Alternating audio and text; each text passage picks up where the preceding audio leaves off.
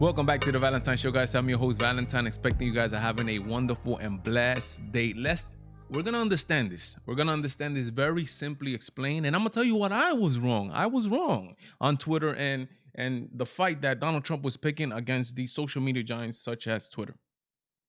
I was under the impression of that, and it applies when before you learn the details. I'm a capitalist.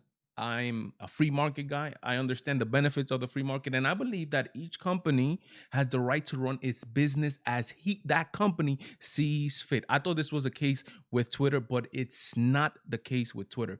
And for example, also in your home, I'm allowed to. There's no cursing in my home, for example. I'm allowed to curtail that part of speech in my house, and that I'm protected by the Constitution, even though the Constitution says that anybody could say whatever they want as long as it's not hurting anybody. But in my house, nobody curses, plain and simple, and I'm protected by that because I could put the rules in my house. I thought that was the same thing, at least when it comes to these platforms such as Twitter, Facebook, YouTube, etc. There is an act called the Communication Decency Act. And in a section 230, it offers some protections for these companies such as Twitter. It just views them as platforms and not just not content creators. They are not creating, they are just allowing the content to be placed on that, so it allows them for them not to get sued. For example, that way you understand Barnes and Noble. Barnes and Nobles cannot get sued by any other books, but what any of the books said in there. No, they're just selling their stuff. They're just a platform for people to go and buy the books that they want in there. Now, what happens in this section 230? Twitter cannot get sued by any of the tweets that anybody says in there. The moment Twitter starts deleting, curtailing, approving, not approving of tweets there, now they become publishers. Now they are, every tweet that's there, quote unquote, now agrees with them. Now it opens up the floodgates for them to be able to get what? Sued. If they want to head down this road, which is the way that they're heading.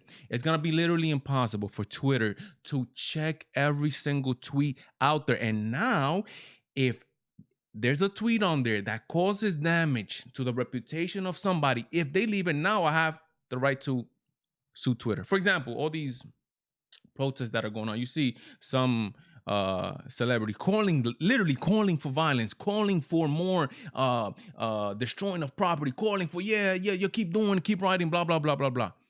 Now Twitter can literally be held responsible by the owners of those businesses for leaving those tweets up there. And that's what happens. It just opened up Pandora's box of Twitter. And now they shouldn't get these protections. Now also money goes to them, federal money, and now they're going to see if they're going to keep giving federal money to Twitter. Why? Because they're not proponents of free speech. Literally, they want speech that they decide what is right and what is wrong. Guys, I'm trying to get to 1,000 subscribers on the channel. Only with your help, we're going to make it there. So please, if you're not a subscriber, I'm not going to tell you to consider subscribing. I'm actually not. I'm going to tell you to subscribe. And if you don't like the content that comes up on this channel, you could unsubscribe, because this is America. God bless. Godspeed me, Valentine. I'm out.